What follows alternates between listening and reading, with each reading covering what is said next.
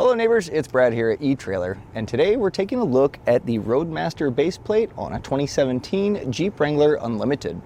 Here we have our base plate installed on our Jeep, and you can kind of see how it actually looks installed. And while you do have this crossbar across, on a Jeep it actually pulls it off pretty well. In fact, everything kind of sits back behind this front portion of the bumper, so it's pretty nice look, but you still have access to your safety chain loops. You can simply put your arms in, and everything's pretty open and easy to get to. What's really nice about this base plate is you actually have these brackets welded on, and that way attaching your 6-pole is going to be nice and easy. It just simply self-taps into there. So that's really nice, and it centers it up. Now as far as your breakaway switch, you really have a lot of real estate to work with, so you can just simply self-tap it into the base plate wherever you need to, and you can kind of custom tailor to where you want it.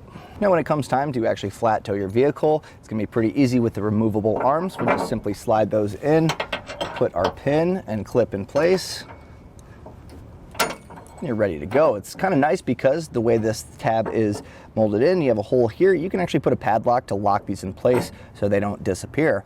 Now what's also nice is it kind of lets you know which side this needs to go on every single time. That way you have the proper orientation. When you are ready to hook up your tow bar, it's going to be pretty easy here.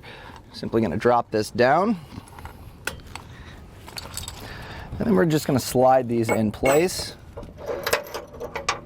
and with your pin simply feed it through here.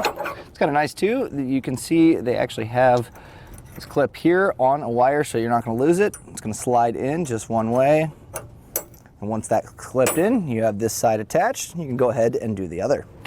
Now once you have your arms actually attached, you can take your safety chain and put it through the loop here. Now these are larger clevis style hooks, and it's fairly tight here, but you can still get that in pretty easily. Now the hitch pin and clip, you can really only go one way, so that is something you may need to pull the clip back a little bit in order to get your chain clipped on.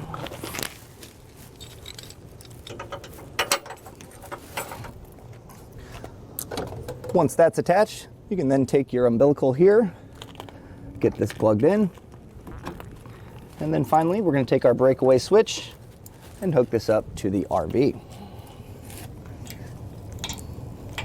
Now there's going to be 5 main components that you need to flat tow your vehicle. First one is going to be the base plate, and what that's going to do is attach to the frame of the vehicle and create the connection point for our tow bar. And that's going to be our next one, which is going to be our connection point between the vehicle and the actual RV.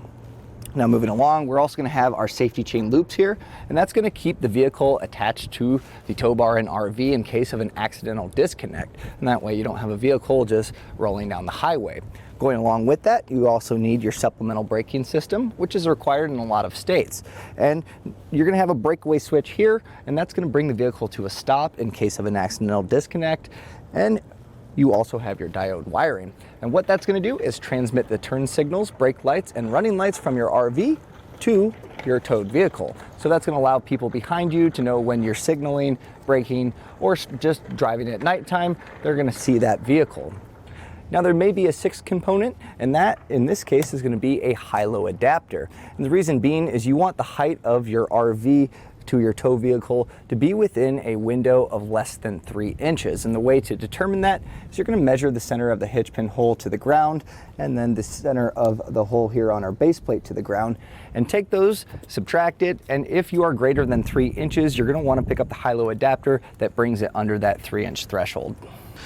To begin our installation, you're going to want to check what kind of bumper you have. Now this version that we have here, we are going to be trimming into the skid plate pretty early on. In fact, that's going to be our first step. So what we're going to need to do is actually mark out where we're going to be cutting, and that way that's going to allow that base plate to actually sit here and bolt up to our subframe. So I'm going to go ahead and mark this out, and that way we can understand where we are going to be cutting out to make access for our crossbar. So based on the instruction manual, we've taped this off. You're 2 3/4 inches from the actual end of the skid plate, and you can see this line here. As I feel back here, there's the subframe right there, and I can kind of feel where that mark is going to be. It should be kind of parallel to this line or right in line with that. Now this is going to get a little tricky here, and we might end up having to loosen this just to gain a little bit more clearance when we're cutting. That way we're not cutting into the actual bumper itself.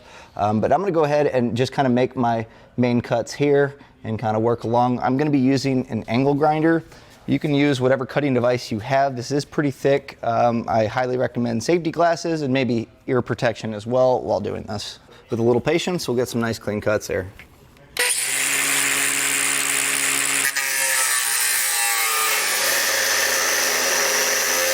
Now once you're close, you can actually kind of pry away at some of these and they should pop off pretty easily. So now that we have this cut, I'm gonna go back with a file as well as a sanding bit on my angle grinder and just kind of get this all cleaned up. That way we don't have any sharp edges. And then once we're done there, I'm gonna actually go back with a little black spray paint just to kind of coat this raw metal to make sure that it doesn't rust over time. And then once you have this done, we're gonna go ahead and repeat this on the other side. So now we're gonna go on our skid plate, and this for this bolt here, this is gonna be a 15 millimeter. We're gonna go ahead and take this down. Now keep it handy because you're gonna need it to actually place the base plate up and attach it. So just keep these handy for the next step. There's gonna be one more on the other side, so we'll do that as well. Now with an extra set of hands, we're gonna get this in place. Now it may be slightly of a tight fit here along the frame rail, but this should slide up and this little plate right down here should align with the hole. And then you're gonna take the bolt that you just removed and just go ahead and get this hand threaded in. So next you're gonna wanna locate the hole here on the actual frame. It's gonna be below this actual mount. Now, if you don't have the hole on the exterior of the frame, don't worry too much, as there's gonna still be an internal hole on the inside of the frame there. And so with a 1/2 inch drill bit, you're just gonna take off your skid plate and drill straight across to create the hole on the other side. And what that's gonna do is allow us to get our long bolt placed in there. So what I did is I put a flat washer on here, and I'm gonna feed it from the inside towards the outside of the vehicle so we have our studs sitting outside the frame rail.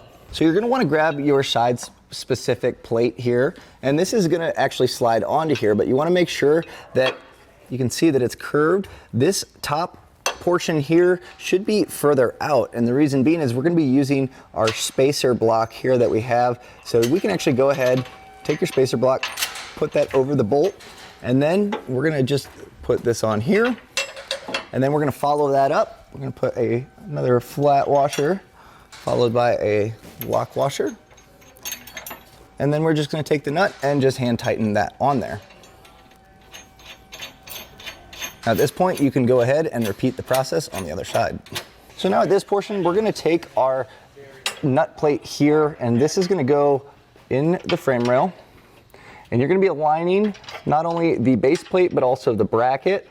And what I'll also caution is all the hardware here, we're gonna wanna put a little bit of Loctite on the threads. Now these ones are still finger tight, so I haven't actually done that, but I'm gonna go back and make sure that they do have a little applied. This is just gonna make sure that they don't back out over time. It's gonna make sure that it holds on and your hardware will stay secured. So with that thread lock on, I'm just gonna kinda mitigate these around to where all the holes align. And then once through, just make sure this does have a flared edge as well as a flat edge. Make sure that flat edge is against the actual inside of that frame rail. And you're gonna wanna just start threading the nut or the bolt, and it should catch. Now this may take some blind firing here, but you should be able to get it to hook onto there, and we can go ahead and tighten that down just enough because we're gonna repeat the same process on the bottom hole. So now, before breaking these off, you are going to want to make sure that you use your torque wrench to torque them down to the manufacturer's recommendations in the instruction manual. Now, if you don't have a torque wrench, we actually sell these here at etrailer, or generally you can rent them at an auto parts store. But this is an important step just to make sure that these aren't going to be too tight, putting stress on the threads, but it's also going to be tight enough to where it's not going to become loose over time. So we'll go ahead. This one is torqued down pretty well. We'll go ahead and do that for all of our bolts here. That one's good as well. Now with both of these tightened and torqued on both sides, we can actually go ahead and tighten our top one up. Now you are going to need to take a wrench and put it on the head of the bolt on the inside as you tighten this down. And you are going to want to check the actual torque specifications in the instruction manual, as this one does change. Now it's going to be tricky to torque these down, as you are going to have to get your wrench in here, but I might suggest a small Crescent wrench. If it opens up wide enough, you should be able to get on the head of that bolt.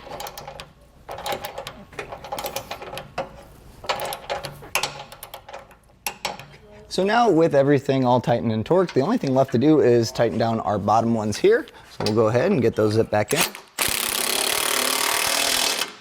So everything's tightened up, and that really does it for our base plate. Now, if you have other flat toe components that you're installing, now would be a good time to start getting your wired run and get everything else set up. And that was a look and installation of the Roadmaster base plate on a 2017 Jeep Wrangler Unlimited.